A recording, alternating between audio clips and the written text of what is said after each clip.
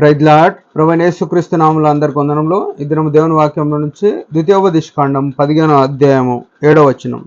నీ దేవుడైన యెహోవా నీకిచ్చుచున్న దేశమందు నీ పురములలో ఎక్కడైనను నీ సహోదరుల్లో ఒక బీదవాడు ఉండిన ఎడల బీదవాడైన నీ సహోదరుని కరుణింపకుండా నీ హృదయమును కఠినపరుచుకొనకూడదు.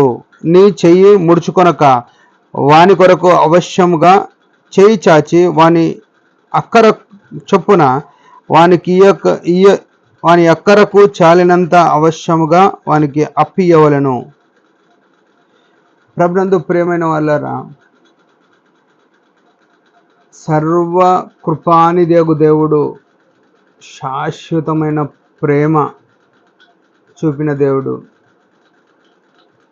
నేను ప్రేమ అయి ఉన్నానని చెప్పిన ఈ దేవుడు, నేను కరుణించువాడనై ఉన్నానని చెప్పిన ఈ దేవుడు, మనము యేసుక్రీస్తు రక్తంలో కడగబడి ఆయన ప్రేమను రుచించి ఆయన ప్రేమలో నిల్చున్న మనము ఆయన ప్రేమను మనం చాలా ఎరగవలసింది ఉంది.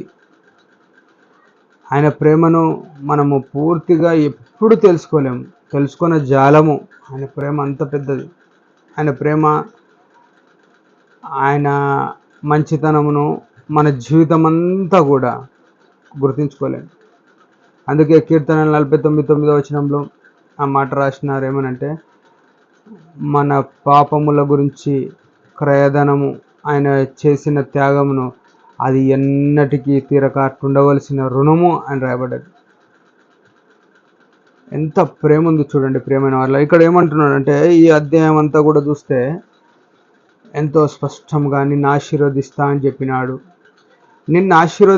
చెప్పినాడు, మనము మన జీవితంలో ఈనాడు ఉన్న స్థాయి మనం కష్టపడితేనో లేకపోతే మన పితరులు ఇస్తేనో మనం తెచ్చుకున్నదో కాదు, కానీ ఆ దేవుడు కనికరించి మనకిచ్చిన ఈ సామర్థ్యం. మనం ఏ స్థాయిలో ఉన్నా ఆ స్థాయిలో ఏం చేయమంటున్నాడు చూడండి.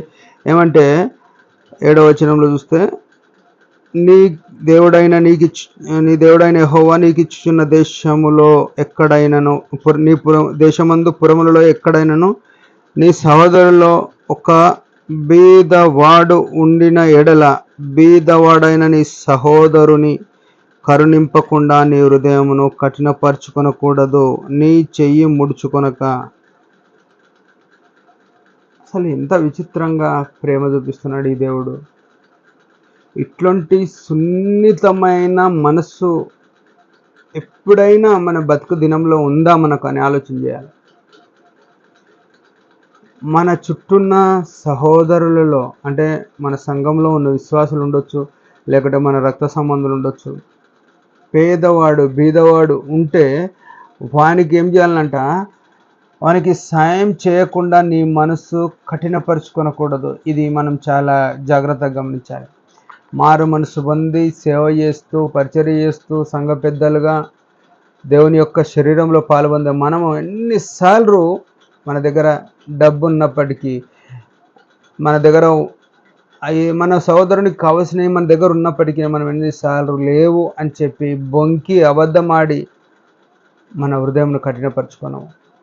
రేపు నా పిల్లలకైతేయో, రేపు నా భార్యకైతేయో, రేపు నాకు అవసరం వస్తాయో అని డబ్బే కాక అన్ని విషయాల్లో మన సహోదరుల అవసరం కొలది మన వైపు చేతులు చాపినప్పుడు, మన వైపు చూసినప్పుడు మనం ఎన్నిసార్లు వారిని కఠినంగా వివరిస్తున్నాం. చెయ్యి ముడుచుకుంటున్నామని రాసినాడు బైబిల్లో. చెయ్యి ముడుచుకొనకూడదు, హృదయం కఠినపరుచుకొనకూడదు అంటని చెప్తే, మన హృదయం కఠినపరుచుకొని మన చెయ్యి ముడుచుకొని వాని అక్కరకు కావలసిన ఎంత ఇవ్వమన్నాడు. వానికి 10,000 కావలిస్తే 1,000 రూపాయలు ఇవ్వడం కాదు, 10,000 ఇవ్వాల్సిందే. వానికి 1 క్వింటల్ బియ్యం కావలిస్తే వానికి ఒక హాఫ్ క్వింటలో ఒక 25 కిలోలు ఇవ్వడం కాదు, వానికి క్వింటల్ ఇవ్వాల్సిందే. దేవుని మాటలు అవి నావి కాదు. దేవుడు వాటిని బట్టి మనల్ని ఆశీర్వదించేవాడు ఆయన అంట. నువ్వు ఇట్లా చేస్తే నేను నిన్ను ఆశీర్వదిస్తానుంది. మనం అట్లా చేయక ఇంకా అబండెంట్గా అంటే ఆయనకి సమృద్ధి అనే దీవెనలో పొందట్లేదు. ప్రభునందు ప్రియమైన వాళ్ళారా, దేవుడు ఎంత సున్నితంగా మనతో మాట్లాడుతున్నాడో ఆ ప్రేమ మనం కూడా రుచించి మనం ఆ ప్రేమలో నిలిచి ఉండాలని దేవుడు కోరుతున్నాడు. దేవుడి మాట దీవించును గాక. చిన్న ప్రార్థన. పరమ తండ్రి యేసు ప్రభు నామములో వందనాలు. నీవు చెప్పిన ఆజ్ఞ ప్రకారం మేము జీవించుట కృపణీయమని యేసు ప్రభు నామములో ప్రార్థిస్తున్నాం తండ్రి. ఆమేన్. మీరందరి పరిచయం గురించి భారంగా ప్రార్థించండి. Praise the lord.